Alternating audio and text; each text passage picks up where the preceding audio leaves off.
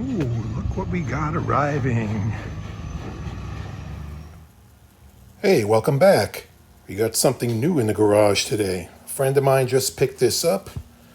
Got to do a couple of things to it. 65 Malibu SS. Really super clean car. And you got to check out what's under the hood of this thing.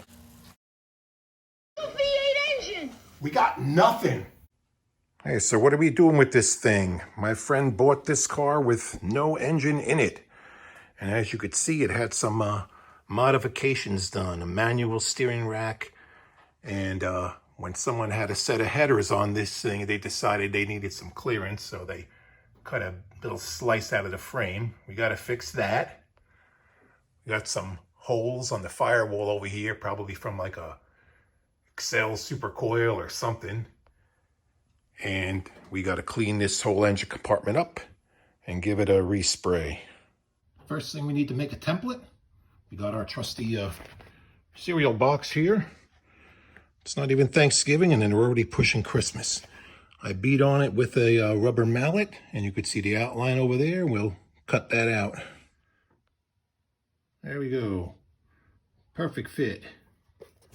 And we got our cardboard little piece. And we'll see how our metal piece is going to require a lot of grinding still. I didn't want to cut it too small, so we'll grind away. We got to grind all this clean too. Looks like someone came in with a sawzall at an angle and just and gave it a shave. Someone had a big block motor in this. It's originally a small block car, obviously. If it was a big block car, it'd be a friggin' big money car. So they yanked the small block out. It wasn't the matching numbers one anyway. They had a big block in it. My friend saw the car, liked it, didn't want that engine in it, and bought it without it. So he's putting a custom built race engine in this thing. So it's going to be really nice. So we just got to make it look a lot better than what it is. This looks like it was painted a couple times already, so we're gonna have a lot of cleaning to do and prepping, and then painting a few other things too to make them look good. First, we'll start with the messy welding. All right, it's about as best as we're gonna get. Tack it in and hammer it down as we go along, and then grind the whole thing out. That should look, if someone knows what they're looking at, they'll say, what's that? But it'll be basically invisible. Now what we need to do is get a sawzall and go after the guy that cut this thing and cut his hands off so he doesn't do anything else like this to other cars. What to fill these holes with? I didn't want to do any welding in here to set something on fire inside, so decided to use seam sealer. I didn't have any Bondo around. This stuff will remain kind of flexible enough. We could paint over it, and if we need the holes for something else, we could easily just open them back up again. The more I look, the more scary things I keep finding. I imagine to clear the headers that they had in the car, they ground down the head of the bolt on both sides here. It must have been really tight. Now look at this. That's a lot of slop. Look how much the wheel's moving.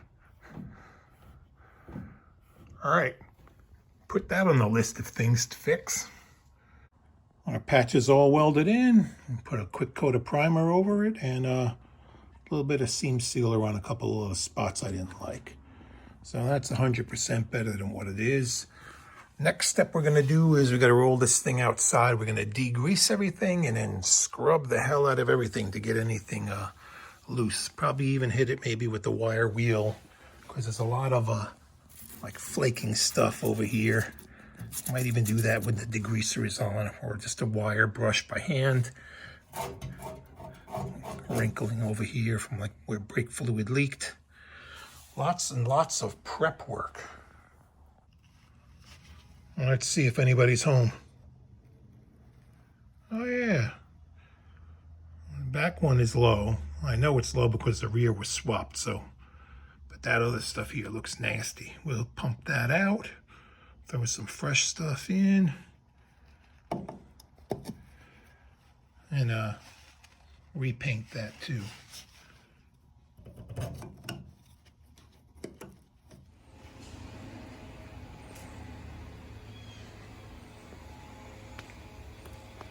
All right, what are we going to do today?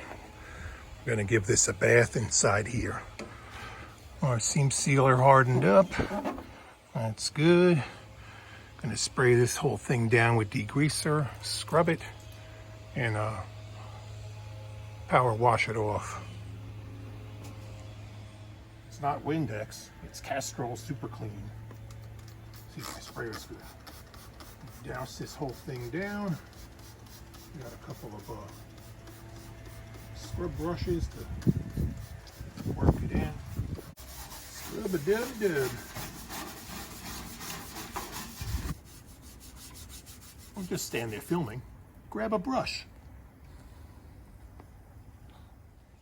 Got my power washing gun that hooks up to your air compressor. Gets me excited. I wet myself over a Chevelle. Oh boy. On your water, and then just turn on the air.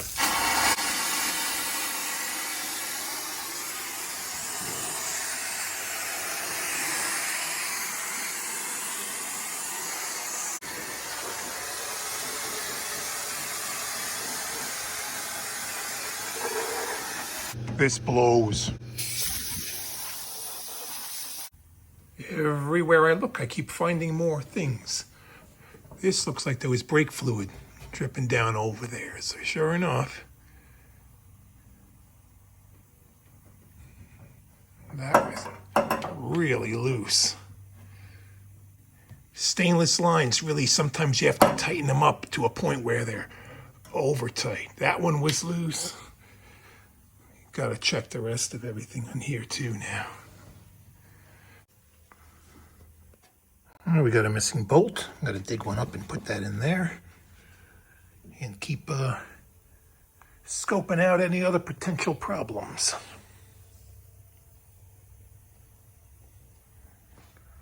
I could see another one. All the wiring. It's got all solderless connectors on here. I'm gonna recommend that you buy a new front wiring harness and the engine wiring harness. What's going on with that? Tape. Lots of minor problems. Engine compartment is nice and clean. We're going to let it dry overnight. And then we're going to start sanding and scuffing everything.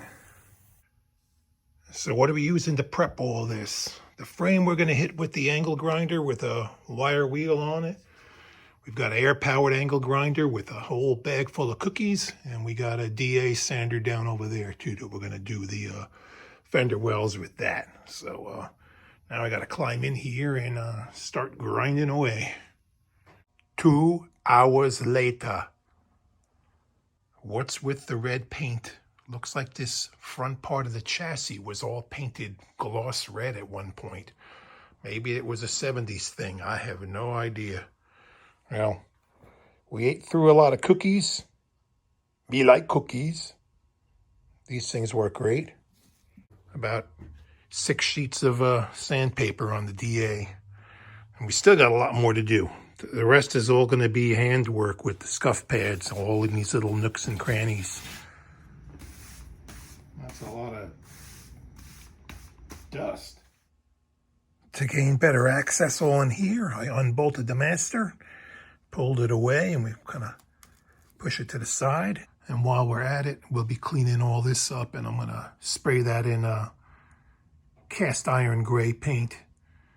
The cap I'll spray too. Eventually he can go get like a gold anodized one and swap it out and clean the bail up later on. So we'll just shoot the whole thing. Then we'll bag it up before we paint the rest of everything in here. Now I get to get in here and clean all this up. Remember that loose bolt on the column? I hate to knock other people's work, but come on, this is ridiculous. Here's the nut. This is how much it was ground down to. I think that was a Phillips head screw. Let me ground that down. I pulled this out with a pair of vice grips and my finger holding the other side. So how long was this going to go down the road until the nut backed off and then the bolt fell out and you had absolutely no steering? When you buy someone else's project, please go over it with a fine-tooth comb before you start driving it yourself. Unbelievable.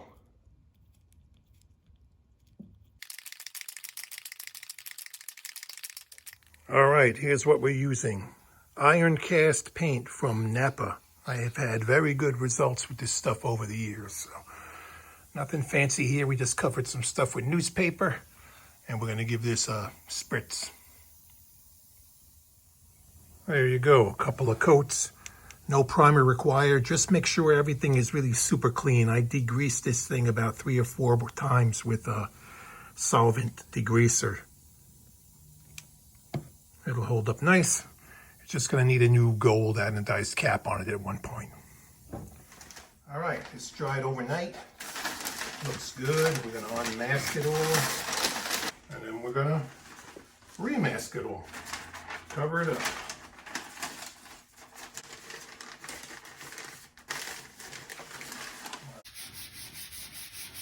Lots of hand sanding using a 400 grit right now. Getting rid of any shiny spots. Sand faster. All right. Thanks for your help. I guess no comment, huh? All right. I'm done here. You're handing in your paper? All right. Copper walk. Yeah, I'm still in here. I get lonely working by myself, so it's nice to know someone is watching out there. Finally, we're all papered up. We're gonna blow this thing off one more time, make sure there's no dust hidden in any nooks and crannies. And I have some primer we're gonna shoot on the frame, and a couple of the little bare metal spots are gonna get a little bit of primer too. I dusted a coat on the frame, a little bit on the fender well there, and on this one, what's the last thing you want to see? Wrinkling paint. That's not good. Whatever is in this doesn't like what's on that side of the car. So now we're going to wait, let it dry, sand the wrinkles out, and then continue with a different plan. We let that dry and sanded it out, and here's my solution. It says paint and primer, so we're just going to go with this Rust-Oleum semi-gloss. I dusted in a little bit back there. I'm afraid to come over that way, but we got to go over that way soon. So let's spray one coat on, and fingers crossed, nothing happens. Okay, we rolled the dice, and yeah, it looks good over here. Got it right back to that spot. All wrinkles. Wah, wah. You got the heat turned on here tonight.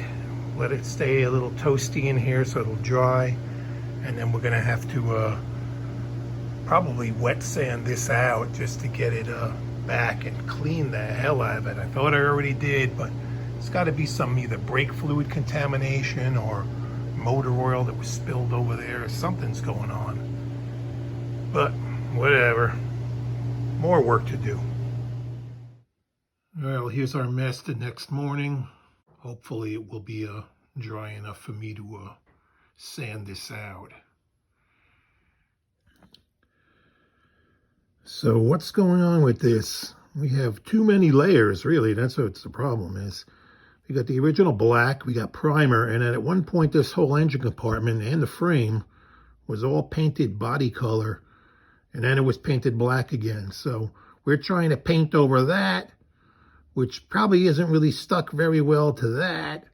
So we'll keep wet sanding this down, hopefully get to a clean spot. What really should happen is these things should come out and be completely stripped, but that was not going to happen today. So we'll see what we can do with this. Keep wet sanding. That was a whole lot of wet sanding. Hopefully we just didn't move this problem down to a different spot, but we're going to find out.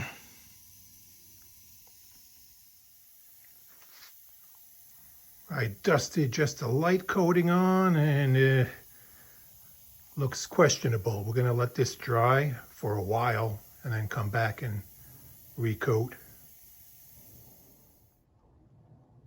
All right, so far so good.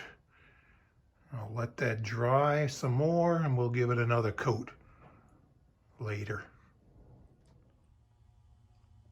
Okay, we are all dry. We are all unmasked. We have our master cylinder bolted back in. He's got a new cover on the way for that. I have to bleed out the rear brakes because there was a brand new 12-bolt posi rear thrown in this thing.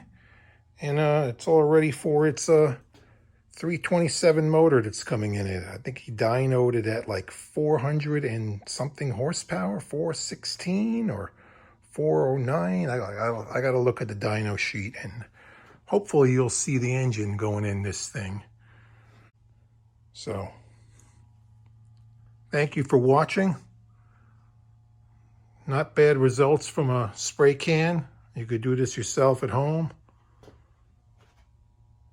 Much better than what it was before. I can hear it now.